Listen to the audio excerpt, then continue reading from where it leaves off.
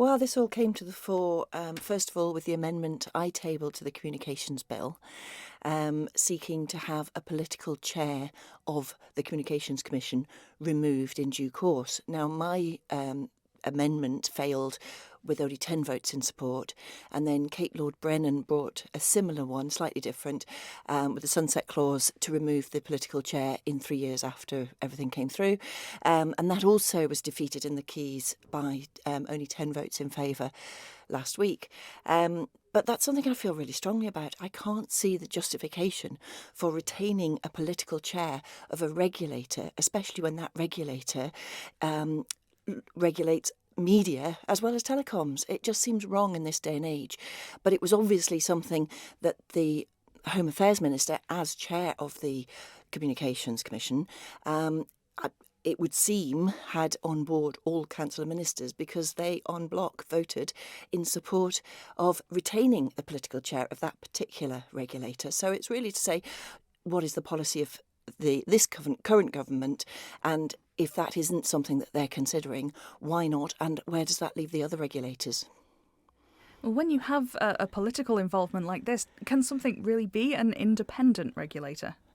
That's the issue, and particularly when it relates to media, and there are questions over government's influence into media, and there's no suggestion that the minister holding that position, it's not just a member of Tynwald.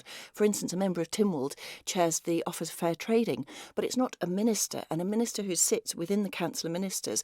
It's about there must be a complete separation, and there must be no perceived influence. If it can be perceived that there could be influence, not saying there is under this minister as chair of the Communications Commission, but in the future, who knows? And it just seems wrong. This was set up a long time ago, but in the current modern age, why would we have a regulator that was going to retain the political chair when we've had two possibilities now to remove it? Mine would have been on an appointed day order.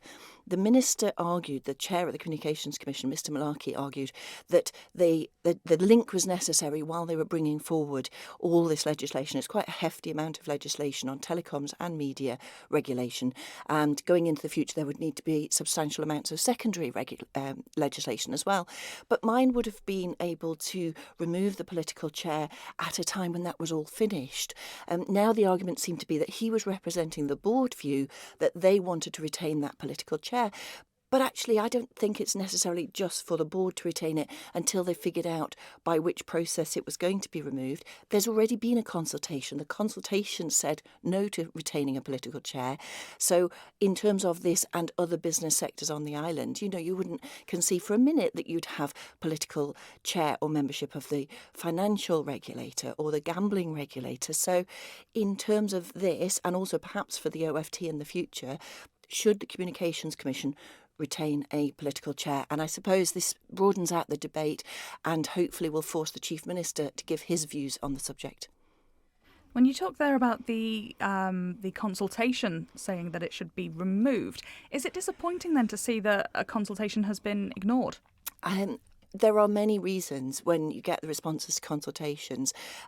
You look at the ambition of the bill, the responses, and sometimes there's more detail in the comments. And there can be reasons for retaining certain things, but that needs a narrative. That needs to be explained. And I don't feel that I fully understand or can appreciate why it is so important to the Communications Commission at the present time to retain not only a political link, not only a member of Tynwald as part of their board, but a chair who is also a minister of the current government. OK, so you've also got a couple of questions about flooding and LACSI, one for oral answer, two for written.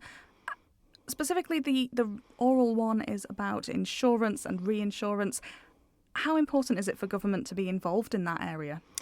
Well, the issue we have is there are many householders at the minute, and they are really struggling and failing to obtain house insurance.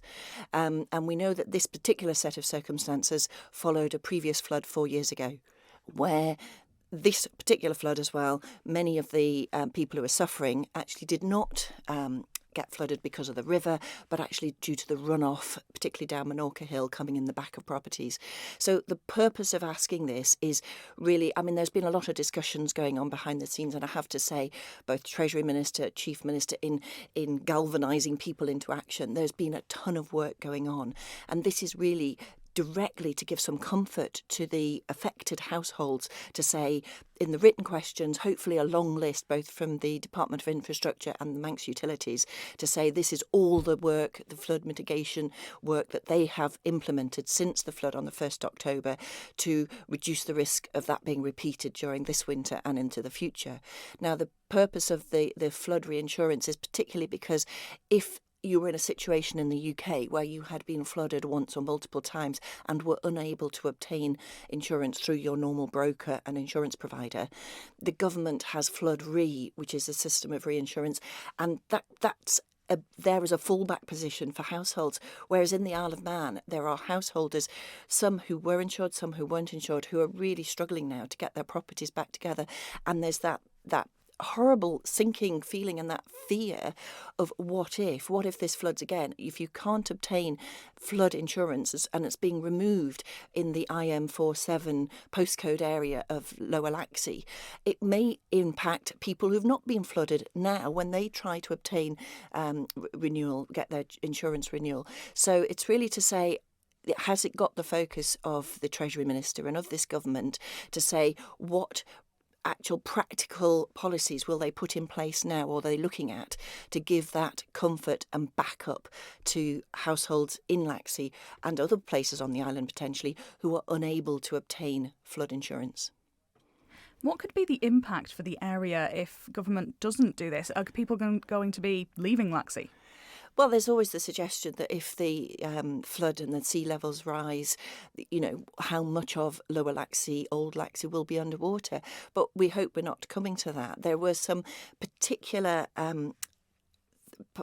flood risk this time, particularly. It wasn't just the sea level, the tide was low, the river, it had an enormous over 100 millimetres of rain in a concentrated area, but significantly this time factors that really influenced the flood devastation actually was in runoff, and there are certain measures that government and infrastructure and Manx Utilities can take to reduce that risk, that risk of flooding being repeated. So what this is asking, even if all that is done, and hopefully there'll be a big long list of works that have been completed and perhaps things that are being looked at for the near future, but for the households caught in the middle now who cannot obtain insurance, what other strategies does government have to help them and give them comfort?